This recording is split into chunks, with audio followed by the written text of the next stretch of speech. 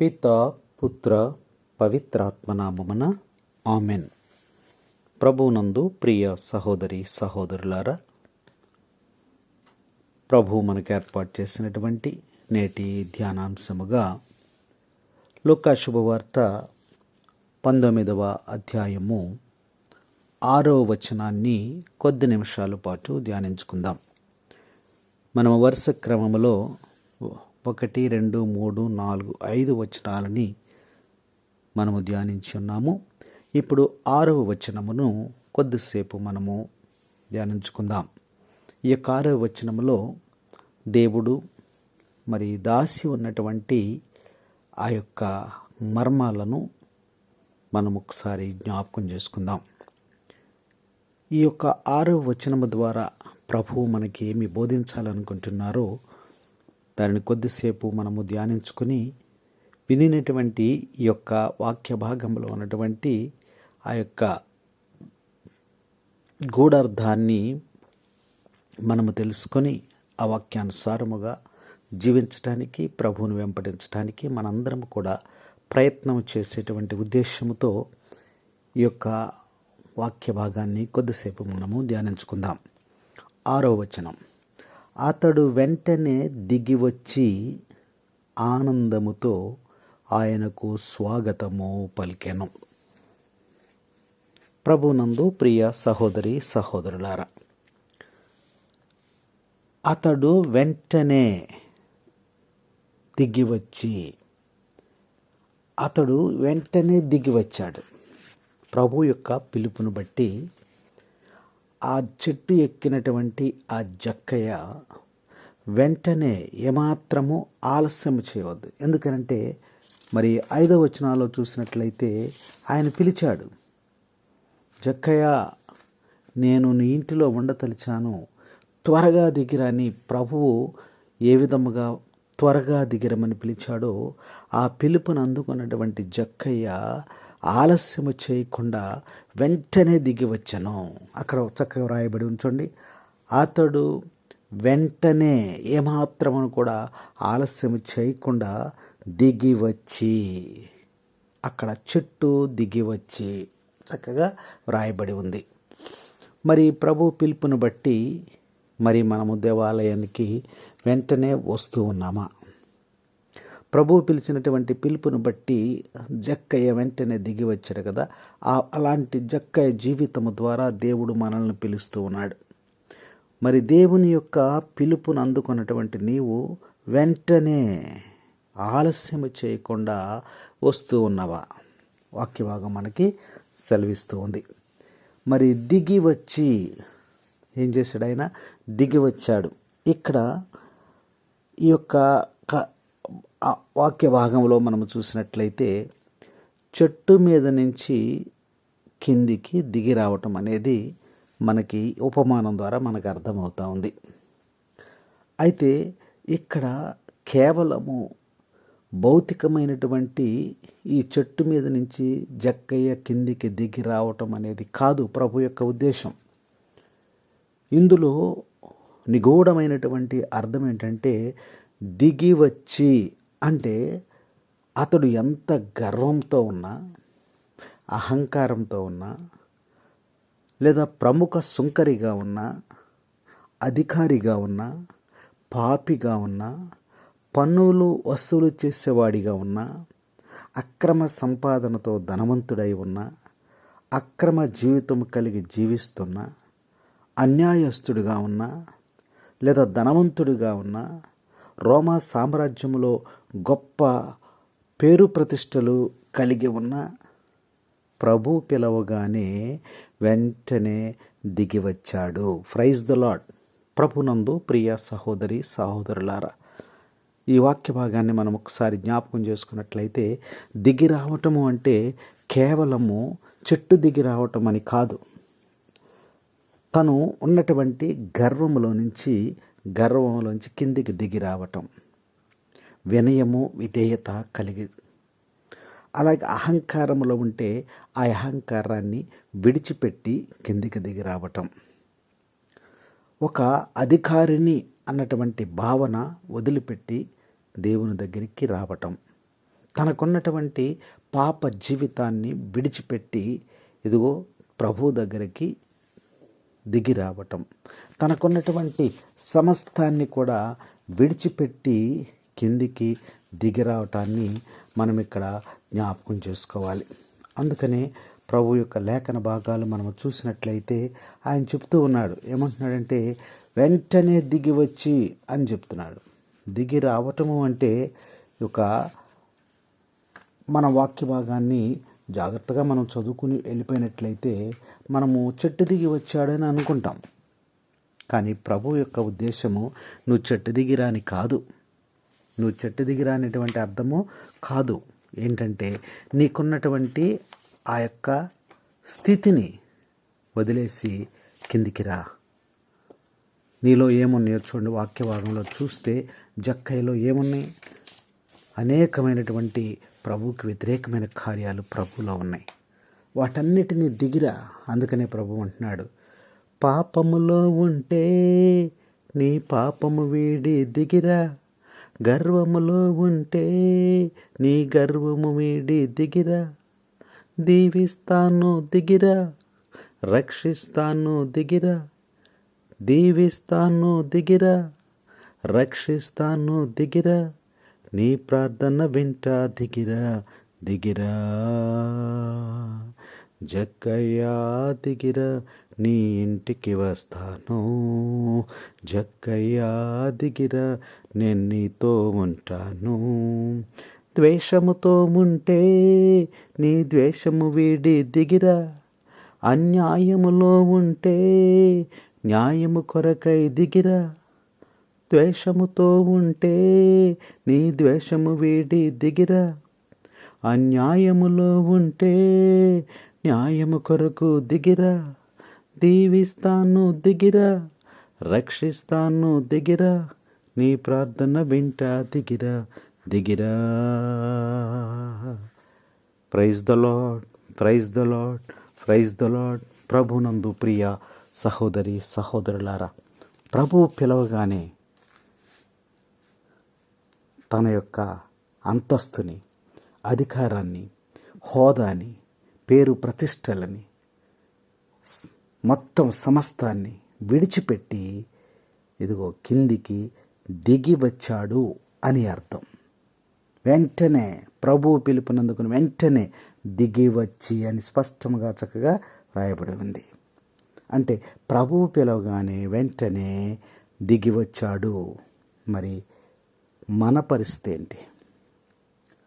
ప్రభువు పిలుపునందుకుని మనకున్నటువంటి వాటిని విడిచిపెట్టి మనం దిగి వస్తూ ఉన్నామా? లేఖన భాగాలు ఈరోజు మనకి హెచ్చరిక చేస్తూ ఉన్నాయి. ఆదివారము వస్తుందనుకుందాం. ఆదివారము దేవాలయము నుండి ప్రభువు మనల్ని పిలుస్తూ ఉన్నాడు. నువ్వు ఆలస్యము చేయకుండా వెంటనే వస్తూ ఉన్నావా? లేక ఆ పిలుపుని పెడచెవిన పెట్టేస్తూ ఉన్నావా? ఆత్మ పరిశీలన చేసుకోవాలని ఈరోజు వాక్యభాగం మనకి తెలియజేస్తూ ఉంది. దేవుడు అనేక మందిని పిలిచాడు. పిలుపును అందుకున్నటువంటి ప్రతి వారు కూడా మరి దేవుని చేత దీవించబడ్డారు, ఆశీర్వదించబడ్డారు. ఎవరైతే దేవుని యొక్క పిలుపుని అందుకోలేకపోయారో వారు మరి అనేకమైన శపించబడ్డారని లేఖనం మనకి తెలియజేస్తూ ఉంది.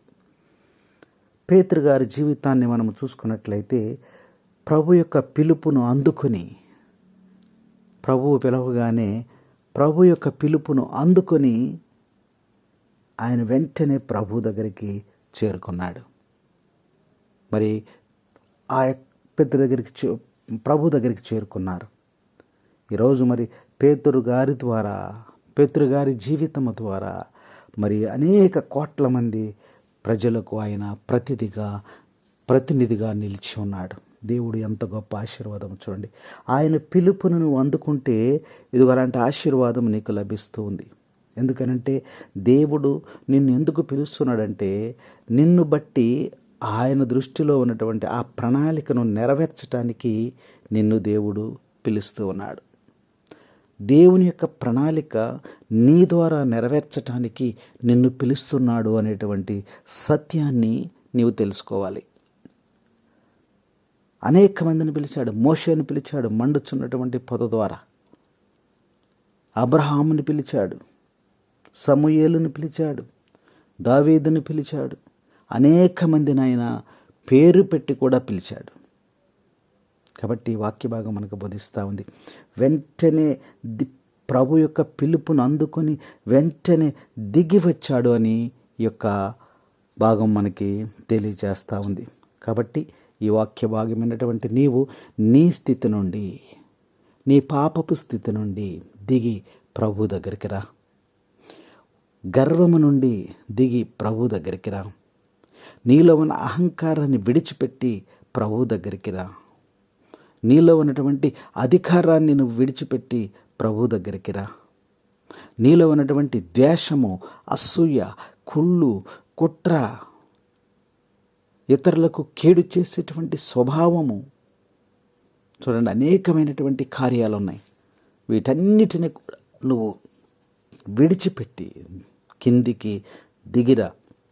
ఒక విధేయత కలిగినటువంటి, విశ్వాసము కలిగినటువంటి బిడ్డగా నువ్వు ప్రభు పిలుపునందుకొని జక్కయ్య వచ్చినట్లుగా నువ్వు ప్రభు దగ్గరికి రావాలని ప్రభు ఈరోజు ఆ వాక్య భాగం ద్వారా మనకి మరి తెలియజేస్తూ ఉన్నారు.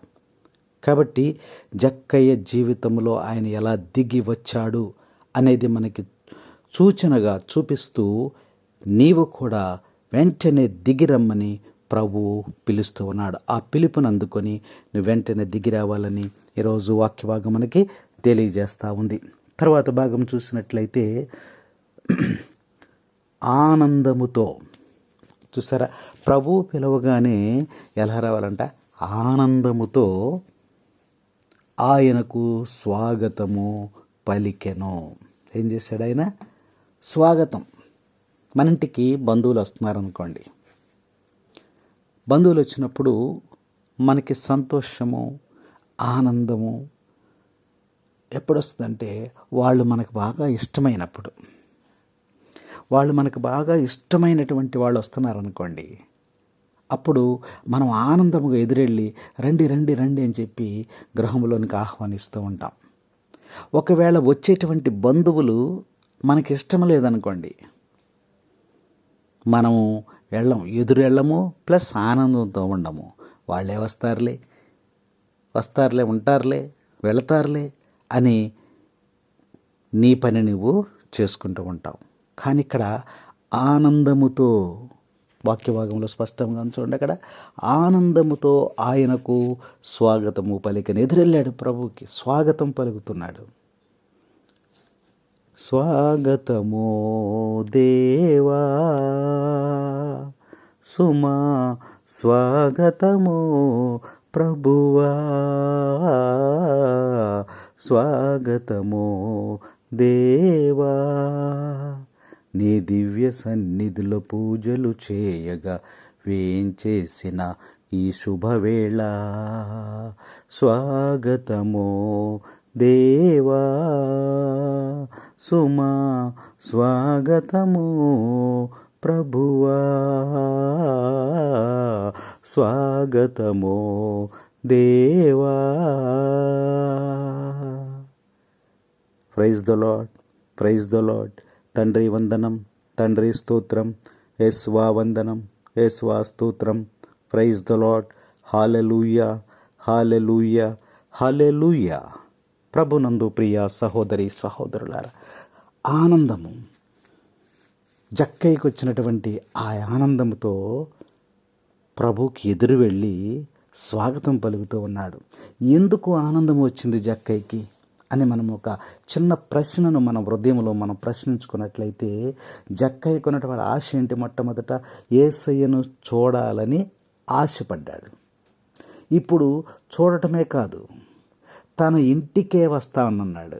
ఇంటికి వస్తానని ఇంటికి ఆయన ఆహ్వానిస్తూ ఉన్నాడు. చూసారా, యేసయ్య జక్క ఇంటిలోనికి ప్రవేశిస్తున్నాడు. అంటే జక్కయ్య ఇంటిలోనికి ప్రవేశిస్తున్నాడు అంటే అందులో ఉన్నటువంటి గూఢార్థం ఏంటంటే, ఇక్కడ ఇల్లు అనగా జక్కయ్య హృదయము. Praise the lord. జక్కయ్య హృదయము. యేసయ్య తన ఇంటిలోనికి ఆహ్వానించబడుతూ ఉన్నాడంటే తన హృదయంలోనికి ఆహ్వానించబడ్డాడు, తన హృదయంలోనికి చేర్చుకుంటున్నాడని ఇక్కడ వాక్యం మనకి హెచ్చరిక చేస్తూ ఉంది. కాబట్టి ఆశపడి చూడాలి అని ఆశపడినటువంటి జక్కయ్యకు మరి ఆ యేసయ్య స్వయముగా ఆయన ఇంట్లోనికి రావటానికి వస్తున్నాడని సంతోషము, ఆనందము పట్టలేకపోతూ ఉన్నాడు. అందుకనే హృదయంలోనికి చేర్చుకున్నాడు. వెంటనే తన గృహానికి స్వాగతిస్తున్నాడని యొక్క భాగం మనకి తెలియజేస్తూ ఉంది. అందుకనే ప్రభు చెప్తున్నాడు వాక్య భాగంలో మనం చూస్తే చూడండి, దర్శన గ్రంథం ఒకసారి చూద్దాం. యోహాను గారు రాసినటువంటి దర్శన గ్రంథంలో 3వ అధ్యాయము 20వ వచనం ఒకసారి జ్ఞాపకం చేసుకుందాం. వినుము, నేను ద్వారము వద్ద నిలిచి తలుపు తట్టుచున్నాను. ఎవరైనా నా స్వరమును విని తలుపు తెరచినా నేను లోనికి వత్తును, వానితో భుజింతును, అతడు నాతో భుజించును. Praise the lord. వాక్య భాగం మనం చూస్తే మరి నేను ద్వారము వద్ద నిలిచి తలుపు తట్టుచున్నాను. ప్రభు పలికినటువంటి మాటలను చూడండి. ద్వారము వద్ద ఉండి తలుపు ఎవరైనా తలుపు తీస్తే లోనికి వస్తానికి ప్రభు సిద్ధముగా ఉన్నాడు. అంటే హృదయము యొక్క ద్వారములు. ఇప్పుడు జక్కయ్య మూయబడినటువంటి ద్వారములతో ఉన్నాడు, కఠినమైనటువంటి హృదయముతో ఉన్నాడు. ఇప్పుడు ప్రభుతో మాట్లాడిన తర్వాత ఇప్పుడు ఏమైంది? ద్వారాలు తెరవబడినాయి. తన హృదయము అనేటువంటి ద్వారాలు తెరవబడి ఇప్పుడు లోనికి ఆహ్వానించబడుతున్నాడని ఇక లేఖనం మనకి తెలియజేస్తూ ఉంది. మరి లోపలికి వచ్చి ఏం చేస్తాడంట? ఎవరైనా నా స్వరముని విని, అంటే నా మాటను ఆలకించి. మరి జక్కయ్యతో మాట్లాడాడు కదా, మాట్లాడాడా లేదా? మాట్లాడాడు. ఎలా మాట్లాడాడు? జక్కయ్య త్వరగా దిగిరా, వేం ఆలస్యం చేయదు, త్వరగా దిగిరా. మరి ప్రభు వెనకాల ఇంతమంది జనం ఉండగా, ఇంతమంది వెంబడిస్తూ ఉండగా వారందరినీ కూడా విడిచిపెట్టి ఎవరి కోసం వెళ్ళాడైనా?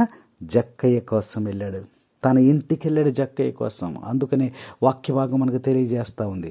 యేసుక్రీస్తు ప్రభు ఈ లోకంలోనికి ఎందుకు వచ్చాడంటే నశించిపోయిన దాన్ని వెతికి రక్షించడానికి ప్రభు ఈ లోకంలోనికి వచ్చాడు. అందుకని మెట్ట మధ్యాహ్నం వేళ ఎక్కడికి వెళ్ళాడు?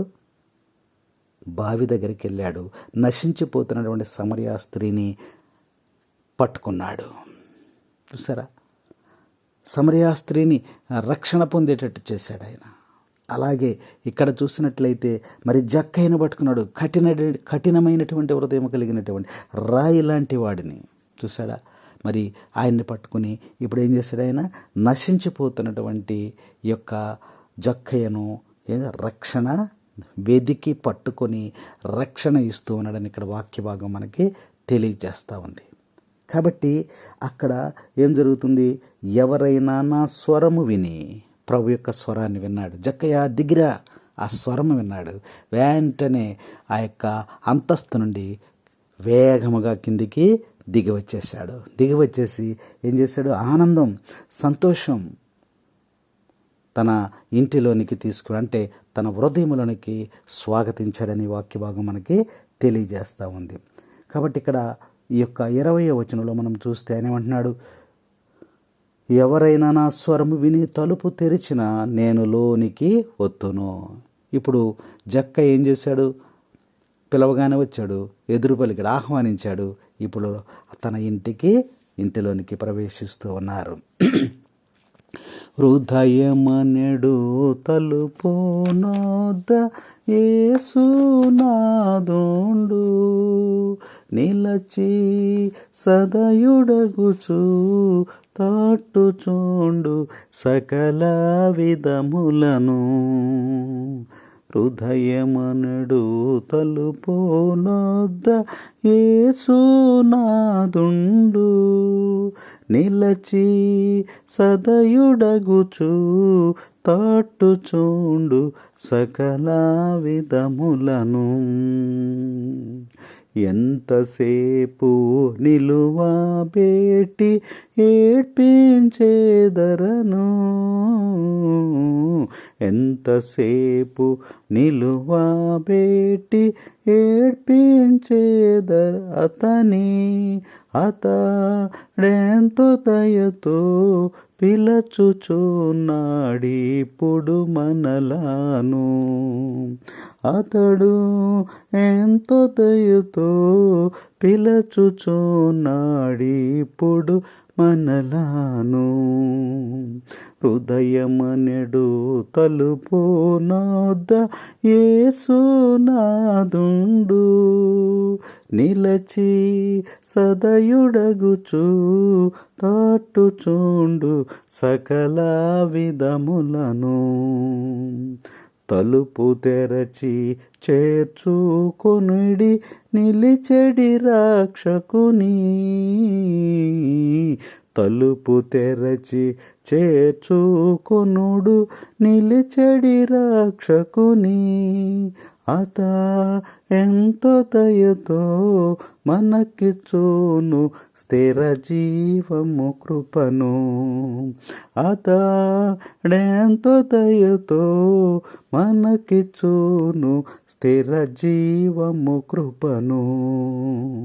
హృదయమనెడు తలుపు నొద్ద యేసునాదుండు, నిలచి సదయుడగుచు తట్టుచుండే సకల విధములను. Praise the Lord, praise the Lord, praise the Lord. ప్రభునందు ప్రియ సహోదరి సహోదరులారా, ఆయన మరి వాగ్దాన్ని మనం చూసుకున్నట్లయితే, నేను ద్వారము వద్ద నిలిచి తలుపును తట్టుచున్నాను, ఎవరైనా నా స్వరమును ఆలకించి తలుపు తీసినడెలా నేను లోనికి వత్తును. చూసారా, ప్రభు మాట్లాడినటువంటి మాటలను నెరవేర్చినటువంటి మాటలుగా ఇక్కడ మనకు కనిపిస్తూ ఉన్నాయి. జక్కయ్య దగ్గరికి వెళ్ళారు, జక్కయ్య దిగిరమ్మన్నారు. దిగిరమ్మన్న తర్వాత వెంటనే ఆ యొక్క మాటను ఆలకించి ఆనందముతో ఆయన ఏం చేశాడు, స్వాగతం పలికాడు. హృదయం యొక్క తలుపులు తెరిచాడు. తన హృదయంలోనికి, తన గృహములోనికి యేసయ్యను ఆహ్వానించాడు. ఆహ్వానించిన తర్వాత ప్రభు ఏమంటున్నాడు, వానితో నేను భుజింతును, అతడు నాతో భుజించును. చూసారా, వాక్య భాగంలో మనం చూస్తే వానితో నేను భుజిస్తాను. భుజించటము అంటే ఇక్కడ మరి వాక్య భాగం మనం చూసుకున్నట్లయితే మరి కలిసి భుజించటం, భోజనం చేస్తున్నారు అంటున్నారు. కలిసి భోజనం చేయటం అంటే ఏంటి? మనం ఎవరితో కలిసి భోజనం చేస్తాం?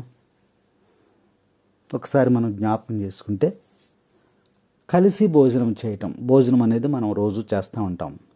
అలా కాకుండా నేను వానితో కలిసి భుజింతును, అతడు నాతో కలిసి భుజించును అని ప్రభు స్పష్టంగా మనకి ఇక్కడ తెలియజేస్తూ ఉన్నారు. కాబట్టి ఈ వాక్యభాగాన్ని మనం చూసినట్లయితే మరి కలిసి భోజనం చేయటం అనేది దేనిని సూచిస్తూ ఉందంటే సహవాసాన్ని సూచిస్తూ ఉంది.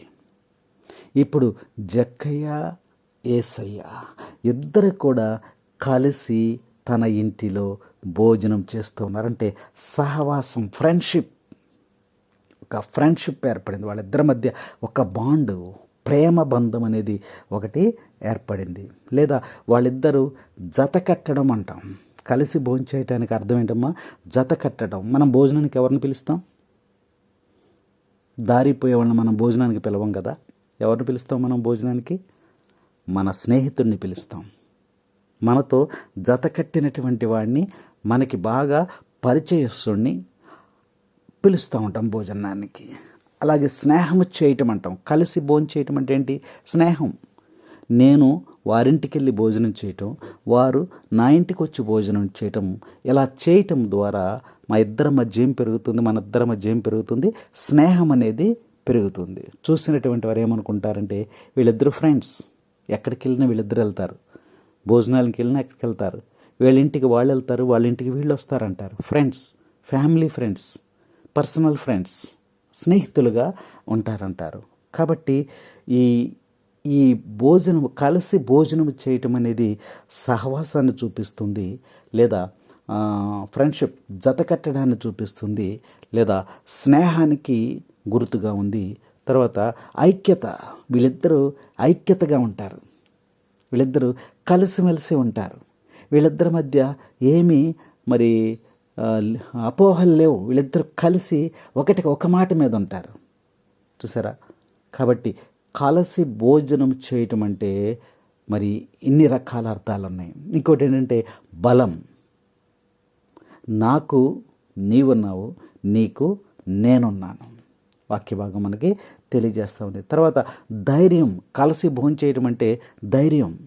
ఎందుకంటే కలిసి భోంచేస్తున్నాం, స్నేహితుడిగా ఉన్నాడు, నాకేదైనా ఆపద వచ్చినప్పుడు నన్ను ధైర్యపరుస్తాడు, అతనికి ఏదైనా ఆపద వచ్చినప్పుడు నేను ధైర్యపరుస్తాను. ఒకళ్ళకొకరు ధైర్యాన్ని చెప్పుకునేటువంటి స్థితి కలిసి భోంచేయటం అనేటువంటిది అర్థం. ఇంకొకటిగా ప్రధానంగా మనం చూస్తే మెయిన్ ప్రేమకు గుర్తుగా ఉంది భోజనం. ప్రేమకు గుర్తు. ఎందుకనంటే ఒక వ్యక్తిని మన ఇంటికి భోజనం పిలవాలంటే ఏముండాలి? మనకి ప్రేమ ఉండాలి, ఆ వ్యక్తి అంటే ప్రేమ ఉండాలి. ఆ వ్యక్తిని ప్రేమిస్తేనే మనము భోజనానికి పిలుస్తాం. అలాగే అవతల వ్యక్తి మనల్ని ప్రేమిస్తేనే, మనల్ని ఇష్టపడితేనే భోజనానికి పిలుస్తాడు. అలాగే ఇప్పుడు జక్కయ్యను యేసయ్య ప్రేమించాడు, ఇష్టపడ్డాడు, ప్రేమించాడని ఇక్కడ మనకి చక్కని అర్థం కూడా వస్తూ ఉంది. అలాగే జక్కయ్య యేసయ్యను ప్రేమిస్తూ ఉన్నాడు. ఒకరి ఎడల ఒకరు ప్రేమను కలిగి ఉన్నారని మనకి ఈ యొక్క వాక్య భాగం మనకి తెలియజేస్తూ ఉంది. అదే కాకుండా భోజనమునకు పిలవటం అంటే అవతల వ్యక్తిని గౌరవించటం. భోజనానికి పిలవటం అంటే గౌరవించటం. కాబట్టి ఈ యొక్క వాక్య భాగం కలిసి భోంచేస్తాను, నేను అతనితో కలిసి భోజనం చేసేదను, అతను నాతో కలిసి భోజనం, అతడు నాతో భుజించును అని ప్రభువే స్వయముగా తన స్వరము చేత ఆయన చెప్తూ ఉన్నాడు. కాబట్టి కలిసి భోంచేస్తున్నారంటే సహవాసం ఉంది, జత కట్టడం ఉంది, స్నేహం ఉంది, ఐక్యత ఉంది, బలం ఉంది, ధైర్యం ఉంది, ప్రేమ ఉంది, గౌరవం ఉంది.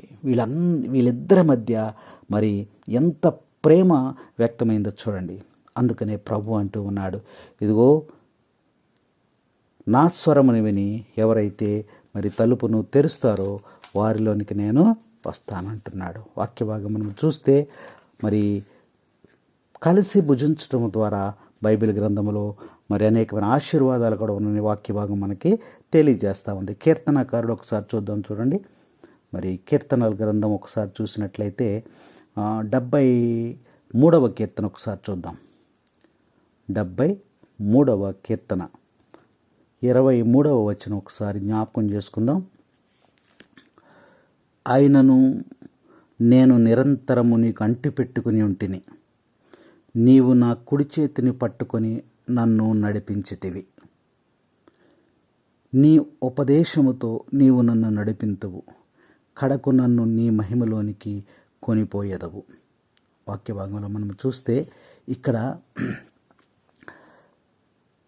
దావీదు గారి ద్వారా దేవుడు తెలియజేస్తూ ఉన్నాడు. కలిసి భుజిస్తే వచ్చేటువంటి ఆశీర్వాదం ఏంటో ఇక్కడ దేవుడు మనకి తెలియజేస్తూ ఉన్నాడు. వాక్య భాగంలో మనం చూస్తే ఆ యొక్క 23వ వచనాన్ని ఒకసారి మనం జ్ఞాపకం చేసుకుందాం. నేను నిరంతరము నీకు అంటిపెట్టుకొని ఉంటిని, నీవు నా కుడి చేతిని పట్టుకొని నన్ను నడిపించితివి. కలిసి భోజనం చేయటం ద్వారా వస్తే ఆశీర్వాదాలు అవి సరైనటువంటి మార్గములో దేవుడు నడిపిస్తాడు, నిన్ను బలపరుస్తాడు అని అంటున్నాడు. చూడండి, నిరంతరము నీకు అంటిపెట్టుకుని ఉంటిని, ప్రభువుతో అంటిపెట్టుకుని ఉండటం. కలిసి భోంచేయటం అంటే స్నేహితులు వాళ్ళు ఎప్పుడు కూడా కలిసి మెలిసి భుజిస్తున్నారని వాక్యభాగం మనకి తెలియజేస్తూ ఉంది.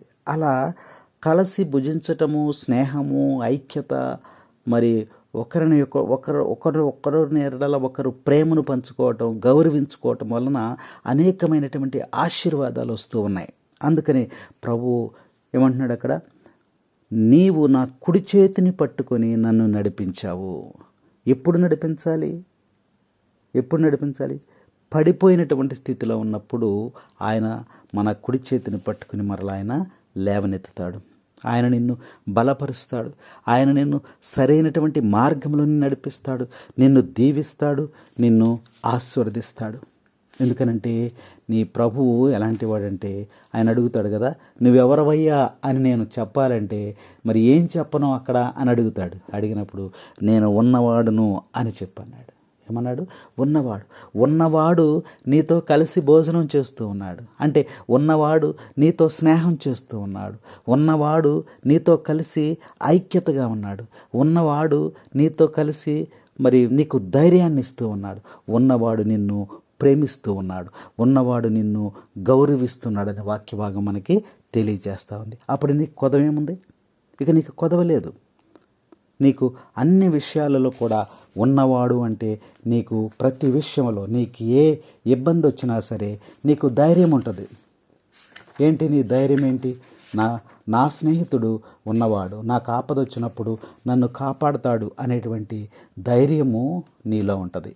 అందుకనే ప్రభు చెప్తున్నాడు, మరి ఆ ఉన్నవాడి యొక్క స్నేహము నీకెప్పుడు కూడా తోడుగా ఉంటుందని, మరి ఆదరణగా ఉంటుందని ప్రభు మనకి జక్కయ్య జీవితం ద్వారా ప్రభు మనకి తెలియజేస్తూ ఉన్నాడు. తోడుగా ఉంటాడు, నీడగా ఉంటాడు, తోడుగా ఉంటాడు, నీడగా ఉంటాడు, నా కాపరి నాతో ఉంటాడు, ప్రేమతో లాలిస్తుంటాడు. యేసయ్యా యేసయ్యా యేసయ్యా నా యేసయ్యా, తోడుగా ఉంటాడు, నీడగా ఉంటాడు, బాధలలోన వ్యాధులలోన సుఖములోన దుఃఖములోన నా కాపరి నాతో ఉంటాడు, తన కరుణను కురిపిస్తుంటాడు, నా కాపరి నాతో ఉంటాడు, తన కరుణను చూపిస్తుంటాడు, తల్లి ఓలే నన్ను ప్రేమిస్తుంటాడు, తండ్రి ఓలే నన్ను పోషిస్తుంటాడు, తల్లి ఓలే నన్ను ప్రేమిస్తుంటాడు, తండ్రి ఓలే నన్ను పోషిస్తుంటాడు, అండగా ఉంటాడు, నన్ను ఆదుకుంటాడు, అండగా ఉంటాడు, నన్ను ఆదుకుంటాడు. Praise the Lord, praise the Lord, praise the Lord. ప్రభునందు ప్రియ సహోదరి సహోదరులారా, ఈరోజు వాక్య భాగం మనం ధ్యానించుకున్నటువంటి ఈ యొక్క లూకా శుభవార్త 19వ అధ్యాయము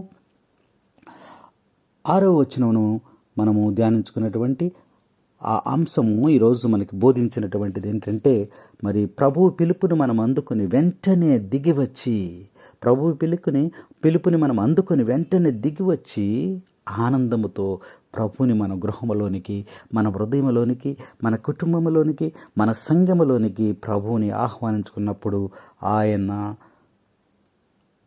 ఆయన మనతో కలిసి భోజనం చేస్తానన్నాడు. ఆయనతో పాటు మనం భోజనం కూడా చేస్తున్నామన్నాడు. కాబట్టి ఎప్పుడైతే ప్రభువుని మరి జక్కయ్య ఇంటిలోనికి ఆహ్వానించాడో వారిద్దరూ కలిసి భోజనం చేశారు, వారిద్దరు ప్రేమను పంచుకున్నారు. ఇదిగో జక్కయ్య ప్రభు